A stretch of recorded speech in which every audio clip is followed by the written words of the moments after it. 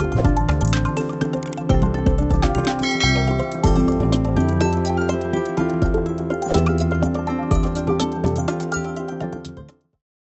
လုံးပဲမင်္ဂလာပါခင်ဗျာဒီနေ့ညောင်ဆွေးနွေးပြီးမယ့်အကြောင်းအရာကဒီရုရှားသမ္မတဗလာဒီမာပူတင်နဲ့ဒီတရုတ်သမ္မတရှီကျင်းပင်ကိုလူမော်စကိုမှာတွေ့ဆုံတယ်ဒီတွေ့ဆုံမှုပိုင်းမှာပေါ့ချက်တွေအများကြီးပြောသွားတယ်ဒီချက်တွေကထူးခြားတဲ့အချက်ပေါ့စီးကဏ္ဍနဲ့ပတ်သက်တဲ့အချက်တစ်ချက်ကိုဆွဲထုတ်ပြီးတော့ညောင်ဆွေးနွေးပြီးသွားပြောချင်တာဒီပြီးခဲ့တဲ့တနေ့ကပေါ့မေလ10ရက်နေ့ကဒီတရုတ်သမ္မတရှီကျင်းပင်ပေါ့ဒီမော်စကိုကိုရောက်နေတဲ့အချိန်မှာဒီရုရှားသမ္မတဗလာဒီမာပူတင်နဲ့တွေ့ဆုံဆွေးနွေးဒီတွေ့ဆုံဆွေးနွေးမှုမှာသူတို့ပြောသွားတဲ့ဒီစီးနဲ့ပတ်သက်ပြီးတော့အမေရိကန်ရဲ့လက်ရှိသမ္မတဒေါ်နယ်ထရန့်သူလှုပ်ဆောင်နေတဲ့ဒီ project တွေကတစ်စိတ်တစ်ပိုင်းဖြစ်တဲ့ Golden Rule for America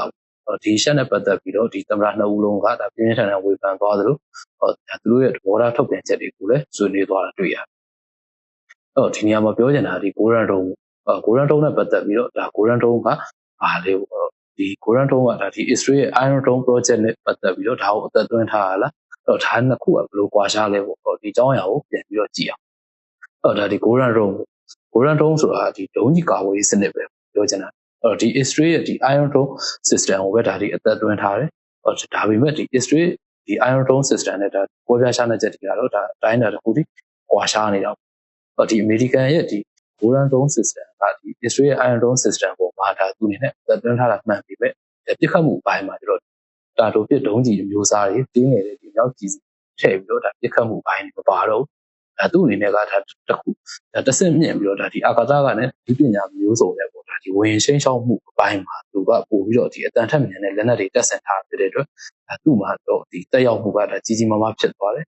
ဒီနှစ်ခုရဲ့ကွာခြားချက်အနေနဲ့ကဒါဒီသူကဒါ Israel အနေနဲ့ကဒီတန်ត្រပြုလုပ်ထားတဲ့အတွက်ဒါကုန်ကြစိတ်ကသက်သာဒါအမေရိကန်အနေနဲ့ကတော့ဒါကုန်ကြစိတ်ကြီးမားဖို့များနိုင်ဒီဒေါ်နယ်ထရန့်ရဲ့ဒီအစီအစဉ်ပေါ့ဒီအာကာသအခြေစိုက်ဒုံးဝင်းဒုံးစနစ်ကဒါဒီသူ့အတွက်ဒါအစိပ်ပိုင်းတစ်ခုသက်ပဲလား